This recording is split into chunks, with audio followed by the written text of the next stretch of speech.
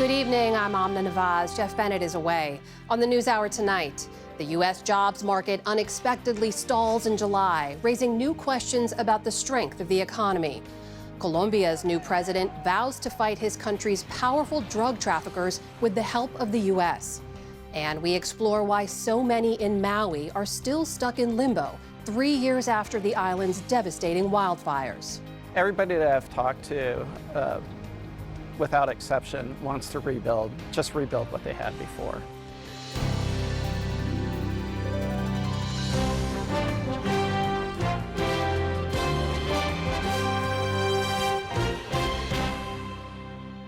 Major funding for the PBS News Hour has been provided by the William and Flora Hewlett Foundation. For more than 50 years, advancing ideas and supporting institutions to promote a better world at hewlett.org. A life with impact in this moment and into the future. A Raymond James advisor can help craft a wealth plan with your goals for today and all the possibilities of tomorrow in mind. Raymond James. Friends of the News Hour, including Jim and Nancy Bildner, and the Robert and Virginia Schiller Foundation. The Judy and Peter Bloom Kovler Foundation, upholding freedom by strengthening democracies at home and abroad.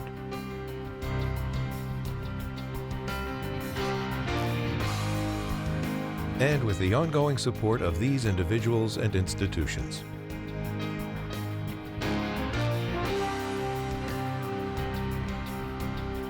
And friends of the News Hour.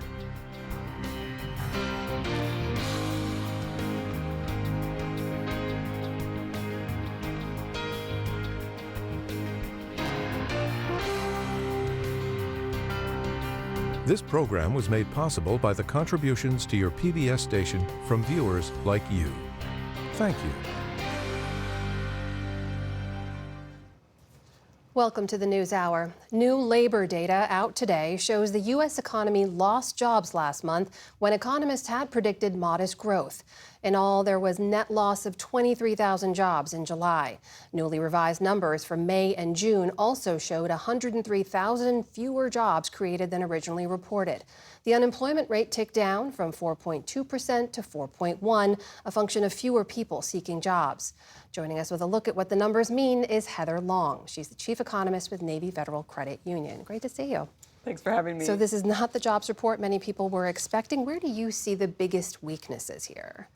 Yeah, this was a real wake-up call. Definitely a bleak report. As you pointed out, it wasn't just weak in July with those losses, and they were pretty broad-based. Hospitality sector lost jobs, education lost jobs, retail, and even the financial sector, with the stock market doing so well, lost jobs. So, but you also had revisions down, as you mentioned, in May and June. And I think that's what really shifted the view on Wall Street and here in Washington about how well this economy is actually doing. The belief was that things were maybe getting a little better, that hiring was picking up, and that's really been dashed after this report. Let's dig a little deeper into some of those. Job losses in hospitality in particular, how much of that would you attribute to the World Cup, which it was largely played in the U.S. and ended on July? Yeah, it was definitely surprising to see job losses in hospitality in June and July. And I think it's both supply and demand. I know economics speak here, but some of it is the affordability crisis. Families just aren't going out to eat as often as they were before. And then, of course, the tartan army has left Boston. You don't have people kind of drinking the bars dry anymore. Yeah. I think also labor supply is impacting hospitality. And what I mean by that is, look, we all know what's going on with immigration policy. There are a lot of immigrants who traditionally work in the hospitality sector. Some places are reporting difficulty finding enough workers now. That's where you're seeing the crackdown show up in the data. There were some areas of growth we should point out. Healthcare, construction, modest growth in manufacturing. What do those numbers tell us? Healthcare is an ongoing story. It's been the one bright spot in the job market for the past 2 years. Hey, we got an aging population. That's pretty explanatory. Construction is interesting. That's been a real pickup this year. It's the AI boom. These big data centers are going up across the country, and it's been a revival for construction and manufacturing. After a real slump last year, manufacturing has gained about 30,000 jobs so far this year. It's not a ton, but you got to build the machines to build the data centers and to build all those factory parts inside.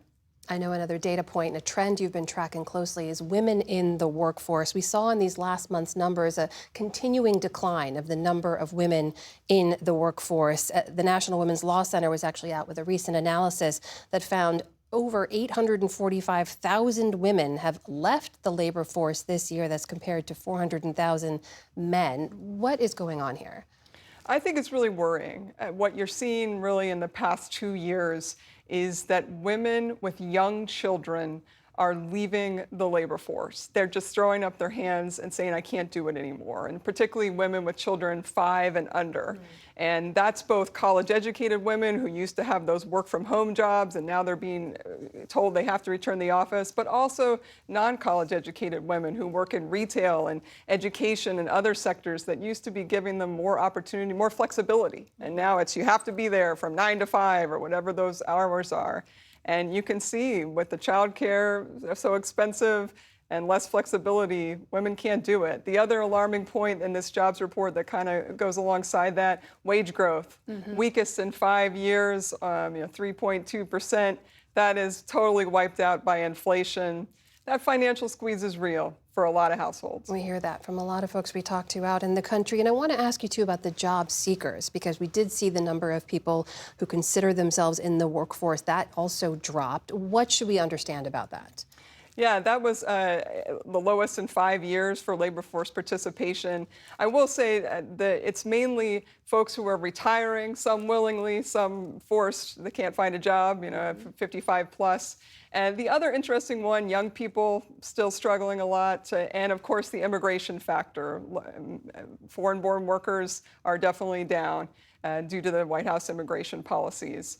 The one encouraging number in this report, what economists call, we have some of not the greatest names for things, but prime age labor force participation. So workers between the ages of 25 and 54, that did rebound a little bit. So again, that's where you see people in their prime working years who have a job.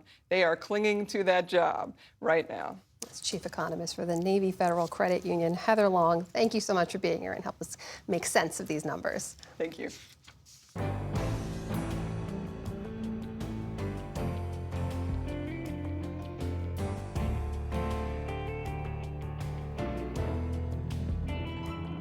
We start the day's other headlines in Washington, D.C. A federal appeals court ruled that President Trump can't continue building his $400 million White House ballroom without congressional approval. In a 2-to-1 ruling, the judges sided with preservationists and finding that the president does not have the authority to build the 90,000-square-foot structure on the site where the East Wing once stood. But construction may not stop right away. The judges gave the administration 2 weeks to appeal the ruling to the Supreme Court. President Trump called the decision unjust and said it should be overturned, quote, in its entirety. In the meantime, President Trump is reviving his push to remove Lisa Cook from the Federal Reserve Board of Governors.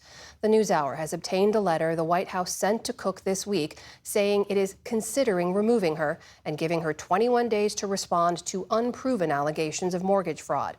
Trump and his allies tried to force Cook out last year on similar grounds. She filed a lawsuit challenging her dismissal, and in June, the Supreme Court blocked Trump from firing Cook while her suit is pending. But they did not weigh in on the underlying allegations against her. Cook's lawyer called the claims baseless. In Thailand, a student shot and killed at least 7 people today, including 5 at his high school outside of Bangkok. Officials say the 14-year-old killed his grandparents at their home first before opening fire at the school using a gun that belonged to his grandfather. They say he then took his own life. Students who've been blurred by Thailand's public broadcaster for privacy were hurried out of the building as others consoled one another. Hospital officials say nearly 24 people were hurt, some critically. Investigators are still searching for a motive, but on a visit to the school, the country's prime minister said mental health was a factor.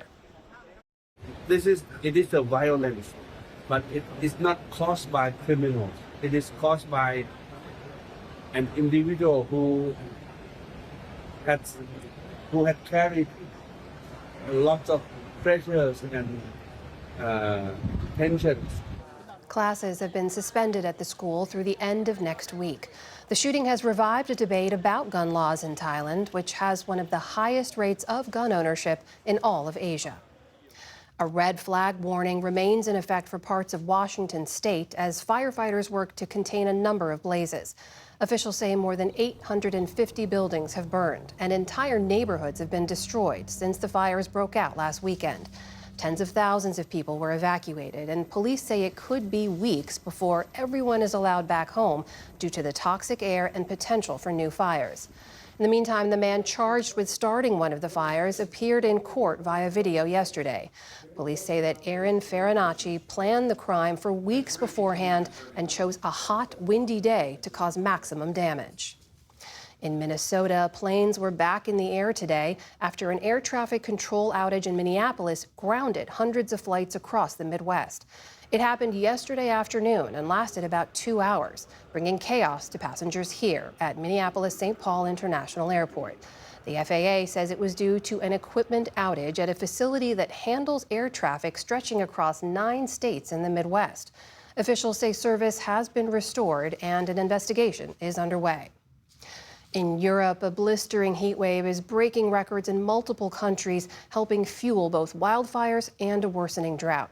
In Central Europe, both Austria and Slovakia reached new all-time highs. In Hungary, the heat touched 42 degrees Celsius yesterday, or about 108 degrees Fahrenheit. And in Italy, nearly all of its major cities were under the highest red alert for heat today. In Rome, residents and tourists alike struggled to stay cool. Also my fan.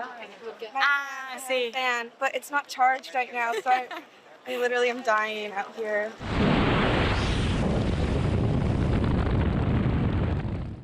In the meantime, firefighters in Serbia are using helicopters to drop water on wildfires that ignited this week.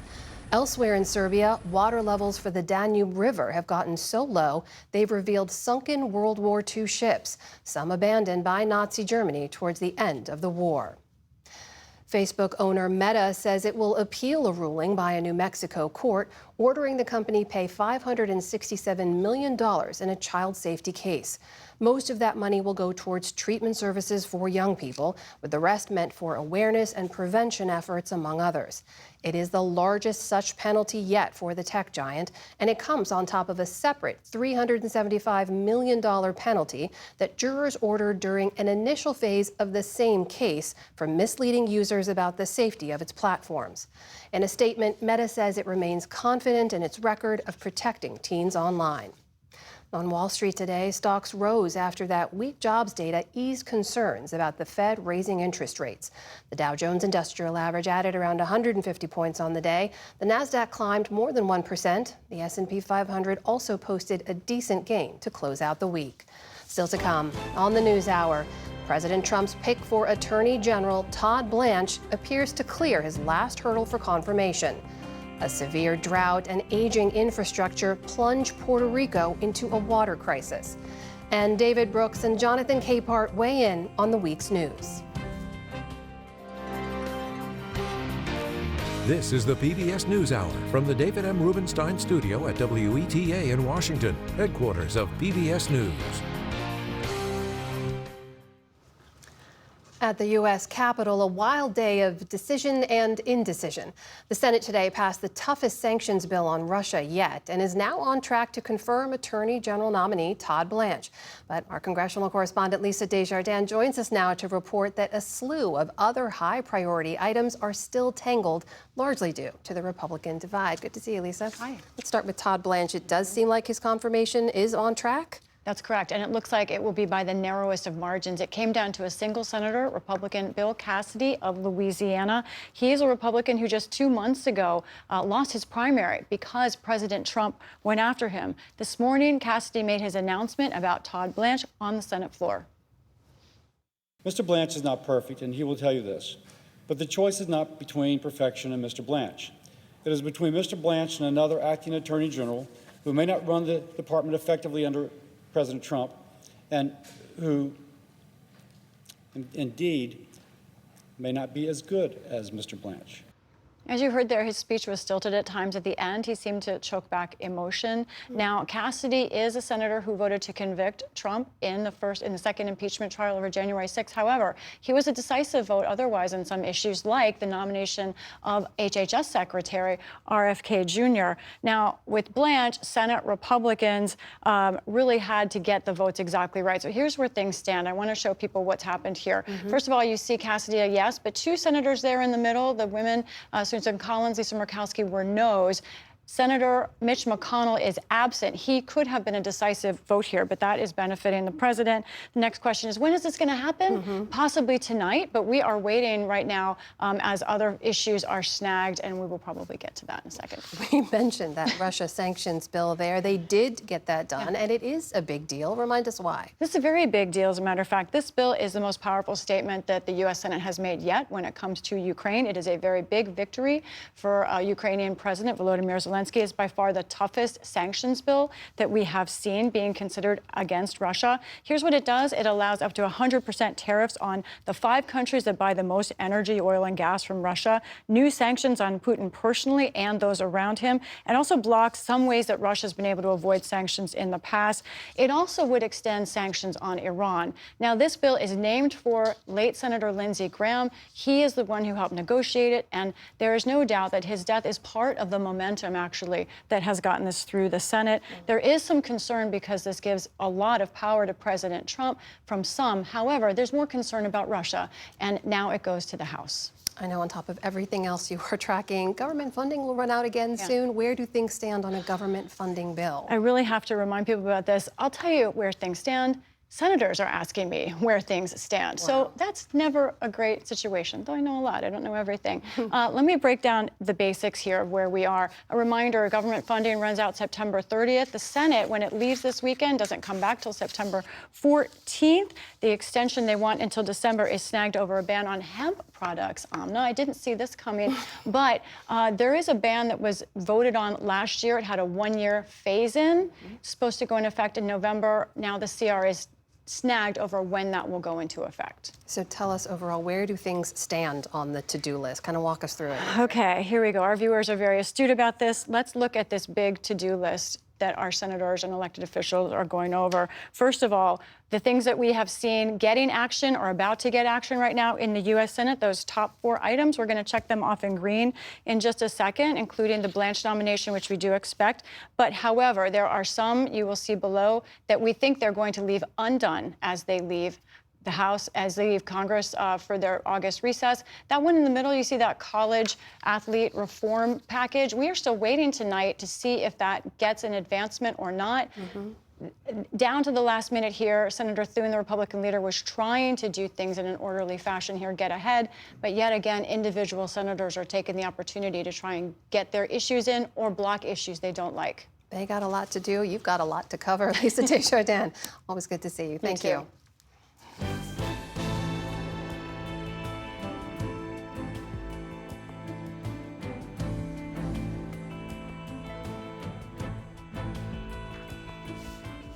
Today, there is a new partnership in the Middle East and South Asia. Saudi Arabia, Turkey, and Pakistan signed an agreement similar to NATO's Article 5, pledging that a strike against one of them would be considered a strike against all of them.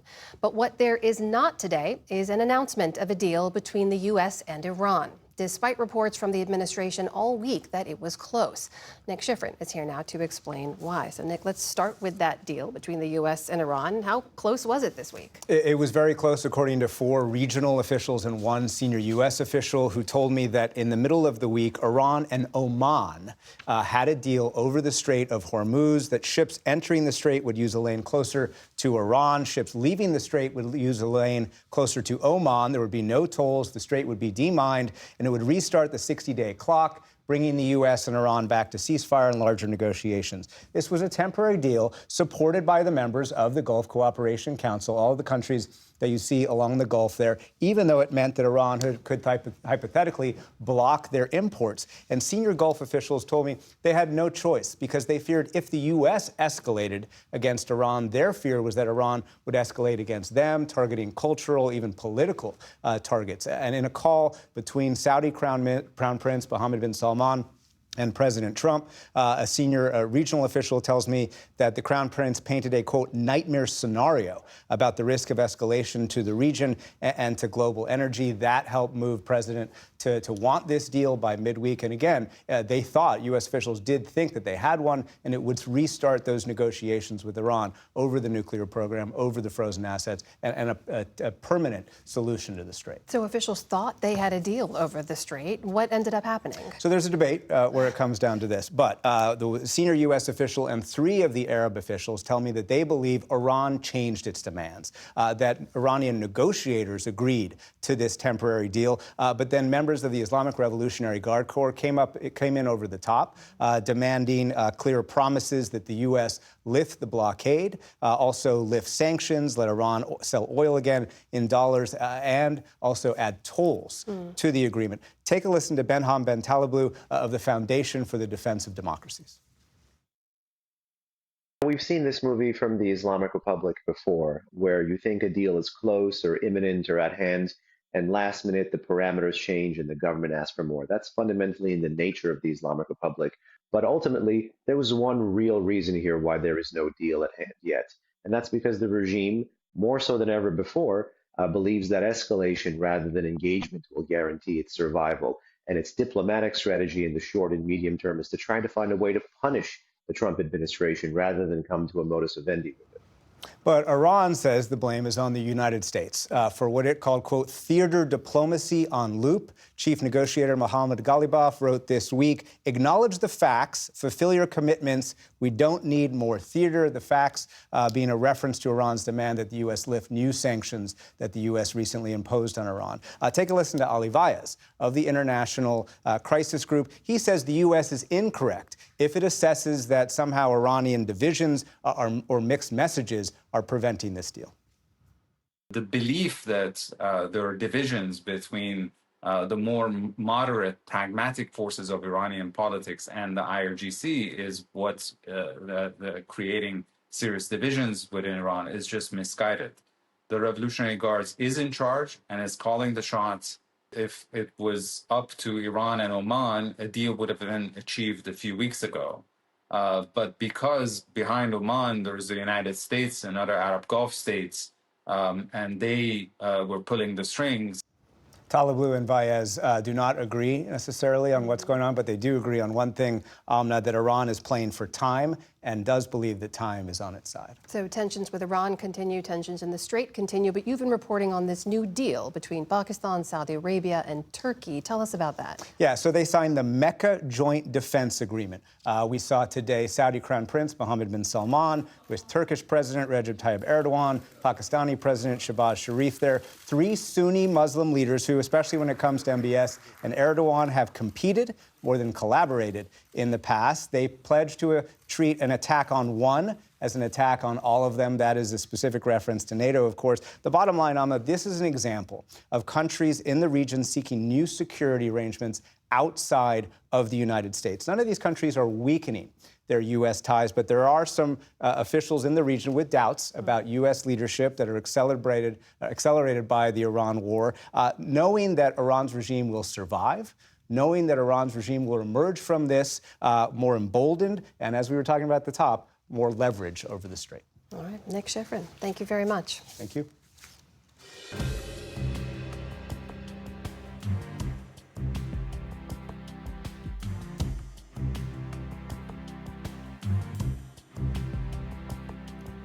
Puerto Rico is facing yet another crisis. Starting today, major cities are rationing water for residents due to severe drought conditions. Our Dima Zain tells us more. Amna, for rotating 48-hour periods, the water will be shut off across the island, further disrupting daily life for residents and raising concerns about potential public health issues, prompting the governor to issue a plea asking to use water wisely. A veces si estamos acostumbrados a bañarnos y a dejar Sometimes we're showering and we leave the water running, and we wash our hair and leave the water running. Let's shut it off when we're washing and then turn it back on to rinse off. That can be the difference in reducing water consumption. Same thing when we wash dishes or do laundry. This crisis is also exposing the island's aging water infrastructure and lack of immediate government action, leaving many frustrated. For more on how families are coping and what officials are saying, I'm joined by Laura Perez-Sanchez, an independent investigative reporter who collaborates with the New York Times and lives in San Juan, Puerto Rico. Thank you so much for joining us. I want to just jump right in. Can you explain where you are and what the conditions are like right now? Well, I'm in San Juan, and the conditions, I would say I have water right now, but I'm supposed to be part of the rationing system, and starting on Sunday, I should not have it, but I don't know if that's going to happen. Right now, what is happening is that people are feel frustrated because even with the rationing system, things aren't going as planned. People who are supposed to not have water this morning have it. And there's communities that haven't had water for a long time now, and people are just bracing for what seems to be coming, and seems to be a very hard time that's going to come to us. So what I hear you saying is there seems to be a little bit of confusion about who is supposed to get water when. And my question then to you is, do residents feel that right now authorities are communicating clearly about the situation and about the water? Well, I would say that that's the main issue right now. There's communities in San Juan and in other places in the Big Island of Puerto Rico that haven't had water for a long time, even more than a year. And there has been a lack of communication, a lack of clear information to understand why that was happening. And right now, the way the government explained the program, the rationing program, was confusing. It is confusing how it is starting to be implemented. And I feel like for an emergency that has many explanations and reasons, to not be able to understand what's going to come, what's going to happen, is becoming very frustrating for people on the ground. And I want to ask, the island has been dealing with water shortage issues and power outages for quite some time. But talking about this new problem, how much of it is because of the drought conditions or the water infrastructure? Well, experts say that it's because of the lack of maintenance and upkeeping in the water infrastructure. I've talked to experts who have told me that our water system loses close to 60% of the water that is in it, so it doesn't get to customers. And for example, the reservoir that is right now where they are implementing the rationing, they extract 90 million gallons a day in a regular day on average, and they end up taking to the system and getting into the system 65 million gallons. So there's a big loss there of water that they don't know where it's happening. And I think that that's also the reason why people are so frustrated, because it feels that we should not be in this position, even though there's a drought, and that is true, that it is happening and it's been affecting us since maybe May. I really miss hearing the sound of the rain. Is there any end in sight? Will continuous flowing water be available to the island anytime soon, in your opinion? Talking to experts is frustrating because they explain how this is the result of a lack of management and maintenance of our infrastructure. But there's also hope in talking to them, because they always refer to our underground water resources and reservoirs, the aquifer is how we call them. And I know that there's water there, and that if we manage our resource better, we should not run out of water, or at least not as soon as it seems that we could. But going back to your question, there has been meteorologists have been saying, and other experts in climate saying, this severe Nino hasn't started yet, and that maybe these dry conditions are gonna last all the way to the end of the year. I'm being hopeful that there's like I said before, like a little miracle storm that's gonna save us from this. Laura Perez-Sanchez, thank you so much for joining us. Thank you.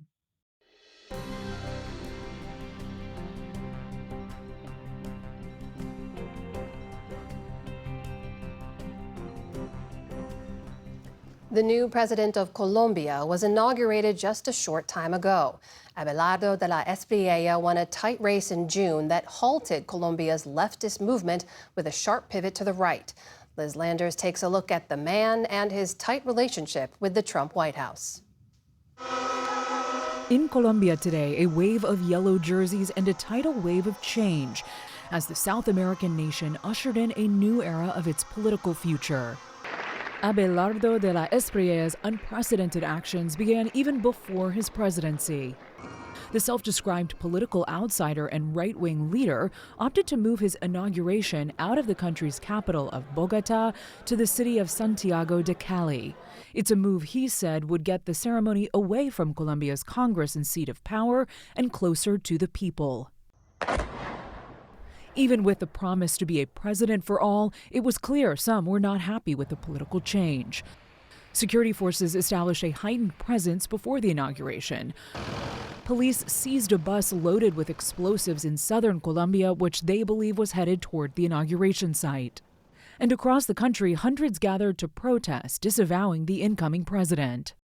Outside the ceremony in Cali, some voters met the new president's term with skepticism. Mr. de la Esprilla's inauguration won't change the city itself. It will change the policies he implements, because the inauguration, like what they're doing here, is more a matter of beauty, a fleeting decoration that will only last this week and the next. It could also lead to social conflicts, because he knows this is a city where he is not welcome. Colombia, now going to the hard right, is basically shifting the entire region, especially South America, towards the right. Jimena Sanchez is the human rights and anti-racism advocate at the Washington office on Latin America. She has concerns about the mano dura or iron fist approach that de la Espriella promised to use in Colombia. It has had serious consequences in terms of human rights. We saw an incredible rise of extrajudicial killings committed by the armed forces during that period. And we also saw that there was a disproportionate impact in the rural areas that are governed and where you have the highest presence of indigenous and Afro-Colombian peoples. Just weeks ago, de la Espriella competed in a closely watched runoff election against Iván Cepeda, a left-wing candidate and human rights advocate. De la Espriella won by a razor-thin margin. After the election, outgoing president and Cepeda supporter Gustavo Petro alleged widespread voter fraud without evidence to back up his claims. So we are facing a fraud and an undoubtedly profound institutional problem. And that is the possession of an illegitimate presidency because the person who won is named Iván Cepeda. Cepeda conceded days after the vote, and today de la Espriella laid out his vision for the country. I serve the homeland. De la Espriella is one of the latest right-wing Latin American leaders to be championed by President Trump. I think that there is going to be very little daylight between the United States and Colombia under these two leaders. Andres Martinez Fernandez is a senior policy analyst at the Conservative Heritage Foundation. There is just a massive wave of pro-U.S., more conservative leaders coming to office in Latin America. Colombia and Peru being the latest, but you've had half a dozen just in the past year or so coming to power. In June, Trump endorsed a then-candidate de la Espriella, writing, quote, "De la Espriella fights tirelessly for and loves his great country and people, just like I do for the United States of America." And Trump showed his support for the new president by sending a U.S. delegation that included Acting Attorney General Todd Blanche. We're also excited for what we expect to be a great rekindling of a great partnership between the United States and Colombia. I think there is very much a response to the opportunity that the region has now with the Trump administration being so actively engaged with the Western Hemisphere to a level that we really haven't seen before in American history. And that is opening up very important and unique opportunities for pursuing very important security gains. Do you think that de la Espriella is going to feel a need to answer to Trump because of the aid and the economic situation that Colombia is in? I think that De Los Rios is probably feeling the pressure to make really big moves from the get-go because there's so much expectation from him, from the U.S., that he's going to be hard on narco traffickers. So yes, I think that the U.S. is going to have a tremendous influence on the direction that Colombia takes as things evolve. That evolution will include new partnerships with fellow Latin American leaders for this new president, who hopes to usher in a transformation for Colombia. For the PBS News Hour, I'm Liz Landers.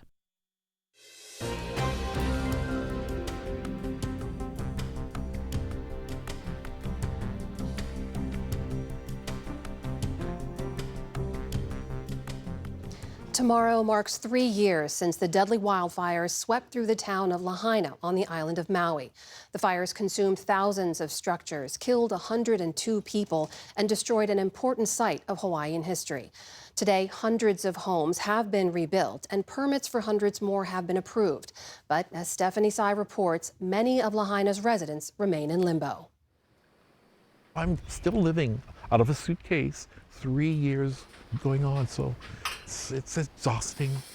Charles Nahale is among the hundreds of Maui fire survivors still receiving temporary housing assistance from FEMA. He's had to move 7 times since the fires. One of the times they just came knocking on my door, "You gotta leave today." What? I didn't get any notice I'm supposed to leave today. Yeah, you have to leave today. And that poor brother, he lost his home too. He was a security, I think, for the property. We both oh. After the fires, disaster officials struggled to house the 12,000 Maui residents who were displaced overnight. Most were renting, or like Nahale, living in multi-generational homes. Soon, many may be uprooted again. FEMA recently sent letters to survivors informing them it would be increasing their rent for the second time this year in an effort to compel them to find permanent housing. I don't know how people are going to afford it because they're asking for a lot. His work as a musician, which depends on tourism, hasn't bounced back, and he's still waiting on his share of a $4 billion settlement for victims. After the fires, many feared that with Maui's soaring rents, the high cost of rebuilding, and gaps in insurance payouts, many of Lahaina's longtime residents simply might not be able to stay. Maui has one of the highest costs of living in the United States, and the average cost of a single-family home is over $1 million. Our main goal is to keep our people home and bring our people home to allow them to have housing, whether it's a long-term rental or a purchase. Richard Bisson is the mayor of Maui County. After the fires, the county and the state built temporary housing across the island. It's now secured federal funding for permanent housing solutions for survivors, like Charles Nahale, who applied for a first-time homebuyer subsidy. I'm not really sure what would happen if I can't afford the rent and the programs aren't, let's say they say I don't qualify. Then I'll have to really look into what I'm going to have to do to survive.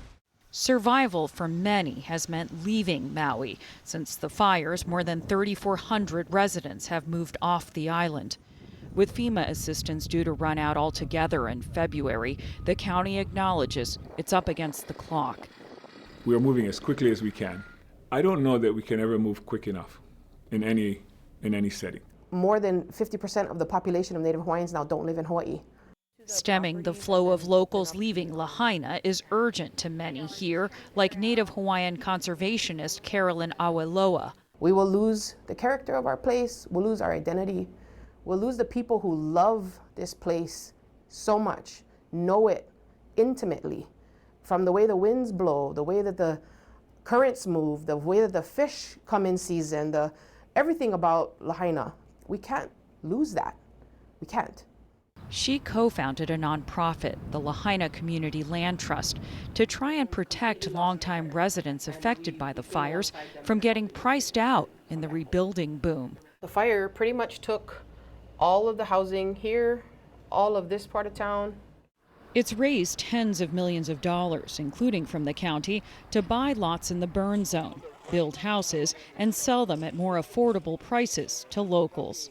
When you buy a community land trust home, you're committing to owner occupancy, you or your family, and it ensures that this home will always be forever affordable. While housing construction has begun in earnest, the historic town's commercial core is still hollowed out. Lahaina was an economic engine, generating $70 million a month in revenue. 20% of the island's businesses were located here, and 8,500 workers were employed. At this point, there's been no rebuilding, as you can see. Warren Freeland represents a group of more than 70 commercial property owners in Lahaina. There's been a mix of emotions over the past few years, between disappointment and hope and frustration. And everybody that I've talked to, without exception, wants to rebuild what they had before. His family has owned land where the Pioneer Inn sat in Lahaina for generations. Only the anchor in front of the building survived the fire. The original building that was built by my great-grandfather in 1901, the original Pioneer Hotel, was right here in this site. State laws and county codes for new commercial builds have led to lengthy permitting holdups for these historic properties. But Freeland says the logjam is starting to loosen. There were some laws that were changed that were followed by directives from the mayor, and without those directives, there would not be a path forward.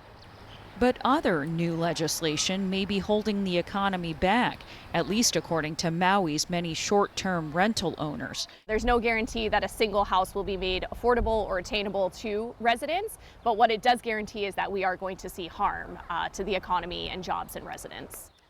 Caitlin Miller represents the island's short and mid-term rental owners, most of whom live out of state. Motion carries. In December, the county passed a controversial housing measure aimed at phasing out 6,000 short-term rentals and getting them back into Maui's housing stock. Are we going to continue to sit and not do anything? Or are we going to make that bold move, make that change in order to house our people? A University of Hawaii study estimated that the policy would decrease visitor spending on Maui by $900 million and lead to the loss of 1,900 jobs. In June, the measure was wound back to about 2,000 units. Do you think that there's validity to the argument that somehow these vacation homes are taking away housing from locals? I think what we have to come back to is that right now, with the fire and the rebuilding, the focus should be on rebuilding and streamlining permitting and making it so that we continue to build more housing for locals versus taking away housing that was already here that's being used to benefit the community in other ways. As Lahaina's community grapples with how to build back, Maui's Mayor Richard Bisson summed up how many feel on this somber anniversary. People on a daily basis experience grief and gratitude, often at the same time. They're thankful for this, and then they also are grieving something that's happened. The county recently helped throw a reunion, flying more than 100 displaced residents back to Maui. It was supposed to be a homecoming. But for many survivors, like Charles Nahale, it's uncertain whether they'll still have a place in its future. That's seeming like a far-fetched dream. More and more.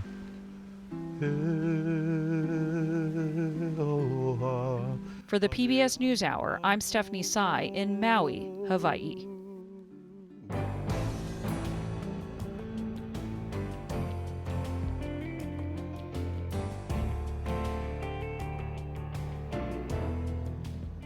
Progressive wins in Michigan could signal a leftward turn in the Democratic Party's base. And in Washington, some congressional Republicans face allegations of misconduct.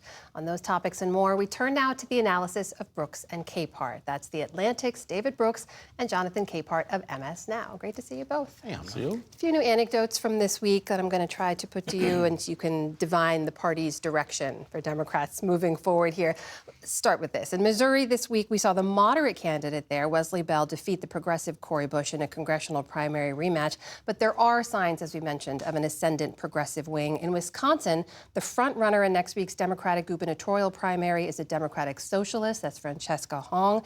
And of course, in Michigan, as we've been covering all this week, the progressive Abdul El-Sayed won the Democratic Senate primary, beating the moderate Haley Stevens.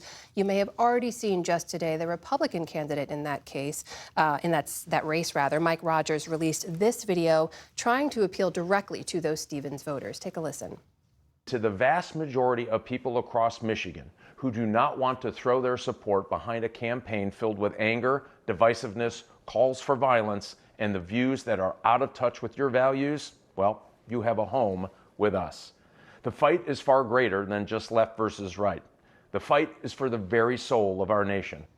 Jonathan, are Democrats worried that more centrist Democrats in Michigan could decide to turn towards the Republican in this case? Well, sure. And I would say even without that terrible ad, that they should be, because, Haley, keep in mind, Dr. El-Sayed won the nomination, but barely. This was not a blowout. This was a squeaker. And so he needs those folks who voted for Haley Stevens to vote for him. Now, I've said from the beginning, former Congressman Mike Rogers is going to be a tough candidate, no matter who, an opponent, no matter who the nominee was, whether it's Haley Stevens or Dr. El-Sayed. But that ad shows just how ugly and nasty this fight is going to be. In terms of that, David, what we've seen from Republicans on the messaging front so far is some anti-Muslim rhetoric already. Republicans are now using Dr. El-Sayed's full name in their ads, which they haven't used before, which is Abdulrahman Mohammed El-Sayed, which I guess is supposed to scare people or something. But the president is also talking about a rising communism threat. None of these candidates are communists. Are those the strongest messages the Republicans have right now? No, I should just say these people are too left-wing for you. The Democrats are doing the same thing they did in 2020. They're angry at Trump. I understand that. They're angry at their own leaders for not standing up to Trump in the way they think he should be stood up to. And so they're swinging left. In 2020 was moderately left. You remember the Democratic primary debate, presidential debate. Almost all the candidates said, I believe in open borders. That was political suicide. This is political suicide times 10. Because if you look, for example, there are 16 Democrats who have won in Trump districts, where Trump also won. What do those 16 Democrats have in common? They're all moderates. This is one of the firmest pieces of research across the board, massive amounts of evidence. Moderates do better than progressives. They do better in race after race in a race by an average of maybe 4 points. And so if you want to win and defeat Republicans, nominate a moderate. It's not that complicated. You take a look at what happened in Georgia a couple of years ago. You had Raphael Warnock, a moderate, and Stacey Abrams, a progressive. Warnock wins, Abrams loses. It's the case over and over and over and again. But Democrats seem to have not learned this message, at least the kind of voters who voted for El-Sayed. He did very well in highly educated, more elite districts. He, like all socialists, did very poorly among workers. In the general election, there are going to be a lot more people without college degrees than with college degrees, or at least than in this primary campaign. So this is bad news for Democratic electability. I would just say Dr. El-Sayed is not a socialist. He's a progressive, just to be clear. He's not a member of the DSA. He's backed by many Democratic socialists. Well, sure, he's backed by, but he's not like Mayor Mamdani, who's a member of the DSA. And I would push back on David, and it's not just anger at Trump. It's anger at Trump policies. It's not just we don't like the president because he is who he is. We don't like the president, particularly in Michigan, because of the tariffs, because of the war. There are lots of tangible Trump policies that Dr. El-Sayed ran on to get people's votes. And that message that he argued during the campaign is one he's going to take to the general election. And it's just a matter of whether it will penetrate. That's the big test here. Voters in almost every presidential race, I think in every one of my lifetime, have always said, who's closer to the center? And they vote for that person. Trump seemed closer to the center than Kamala Harris. Biden seemed closer to the center than Donald Trump. Donald Trump, over the last few years, has run away from the center. He is handing this election to the Democrats. All they have to do is sit there and be couch potatoes. They do not have to support Medicare for all so that Republicans can go to them and say, you like your private health insurance? Mr. El-Sayed's going to take that away from you. That is politically bad news, and that's only one of the issues on which the party is moving further and further away from the center, and therefore I mean, I disagree that the Democratic Party writ large is moving far away from the center, and that a few races won by Democratic Socialists or people who identify as progressive, like Dr. El-Sayed, that, to me, I do not see it, that you can make this blanket argument that the Democratic Party is running far left. We'll see what happens when voters have a chance to speak on this in And that is the November, key thing. right? It's the voters who have made these decisions. I know you both are following these other headlines as well, which is a new round of political misconduct stories that we are covering. Let me just run through a few of these that I know folks have seen in our coverage. The Republican Congressman Chuck Edwards of North Carolina ended his re-election bid after an ethics committee found that he harassed 2 of his aides. In Ohio, of course, you have the Republican Congressman Max Miller there refusing to drop out, even as he faces abuse allegations from his ex-wife, and his ex-father-in-law, former father-in-law, Ohio Senator Bernie Moreno, is telling him to step down.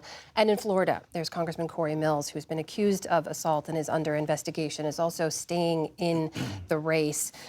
Jonathan, we should point out, Democrats did force out Eric Swalwell after a slew of allegations. They took a few weeks to unite around pushing out Graham Plattner, but how are you looking at these allegations now? Well, I mean, I'm looking at it like this. Miller's decided to stay, not to heed the president's advice to not run or whatever. The last member you mentioned is also sticking with it. And I think, yes, I think they have themselves to blame.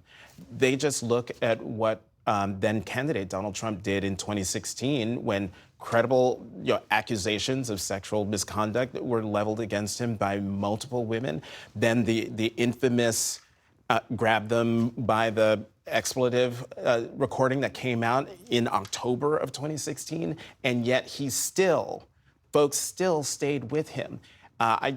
He brazened it out. He withstood all the criticism, all the calls for him to get out, and he became president. So if you're a Republican who's found himself in this situation, why wouldn't you think that if the president can do it, then why can't I? And that's exactly what they're doing. And Republicans, again, I think, have themselves to blame for this. David, the House Speaker Mike Johnson says he's not going to intervene, right? Do you think he should? Absolutely. He's running a body that should have some integrity. And some of these scandals are perennial scandals. They're always going to be financial scandals. Men are going to be idiots, and they're going to be sex abuse scandals. And they should all go for that. But what worries me is the rise of bullyism, is a number of candidates who have, either because of Trump or because they hate Trump, frankly, if you throw Graham Plattner in there, they've decided that bullying is fine. And Max Miller seems to be the perfect example of this. Rich kid who had a temper and still apparently has a temper, and who has half the U.S. Senate against him. And that bullying, we know where that cultural vibe comes from. That does come from the White House. And it's become acceptable to be a bully in all sorts of noxious ways. And Mike Johnson should say, who's not a bully? He seems to be a good guy, good Christian guy. He should say, no, we actually don't stand for this. And of course, then they'd say, well, what about Donald Trump? And he'd have to dance around that. But at least he can control the culture in his own organization. Before I let you go, I want to get both of you quickly on the president's latest move, which are 2 new executive orders related to birthright citizenship. This follows the Supreme Court striking down his previous effort to undermine this from the 14th Amendment of the Constitution. He's got these 2 new orders, more narrow in what they're targeting here. But I just want to ask each of you, why do you think the president is so singularly obsessed with this one issue? Jonathan? Well, multiple times at this table during the campaign, I said the president was running an openly racist, xenophobic, white nationalist campaign for president. And key in that campaign was doing something about immigration. It wasn't just about sealing the border. It was about stopping immigration from countries that messed with the demographic makeup of this country. There are a lot of people who fear the browning of America. And by going after immigration so aggressively, he's trying to do something about that. So I am not surprised the president is looking at what the Supreme Court did and is trying to figure out ways to still try to accomplish his goal. Whether it runs afoul of the Supreme Court decision or not, I don't think he really cares. I think he's really just trying to do everything he can to stop immigration and in the process, change the nature of who we are as a country. Trump supporters I spoke to say birthright citizenship was fine between 1925 and 1965, a low immigration era. Now we're in a high immigration era. They think the fundamental coherence of the culture is being weakened. And that's their argument, and they're really upset about it. They think it's an existential threat, which I think Trump shares that, and that's why he's going back to this issue again and again and again. The only thing I'd point out, if you ask Americans, by large majorities, they support immigration. Right now, larger than majorities than any time in the last 10 years. If you ask Americans, should America be a more diverse country or a less diverse country? You get like 3/4 of the people saying, we want to be a more diverse country. So those people who think we should shut down birthright citizenship in order to create coherence instead of diversity, they're in a pretty small minority in this country. America's figuring out who she is. Jonathan Capehart, David Brooks, thank you so much. Thanks. Thank you.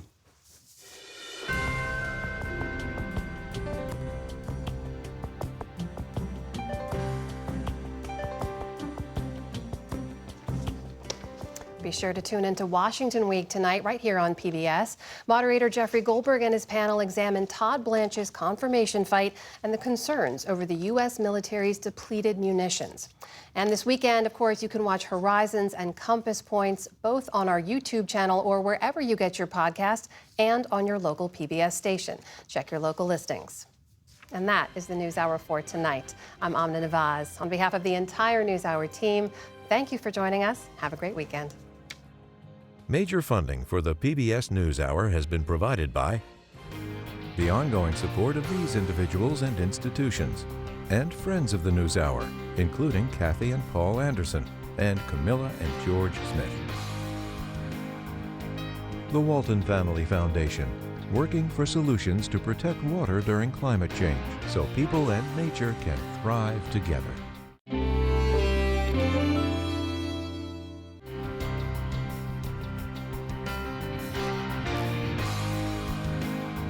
And with the ongoing support of these individuals and institutions.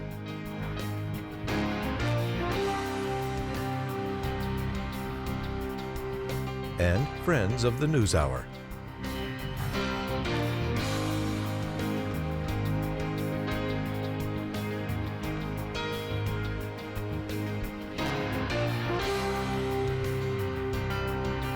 This program was made possible by the contributions to your PBS station from viewers like you. Thank you.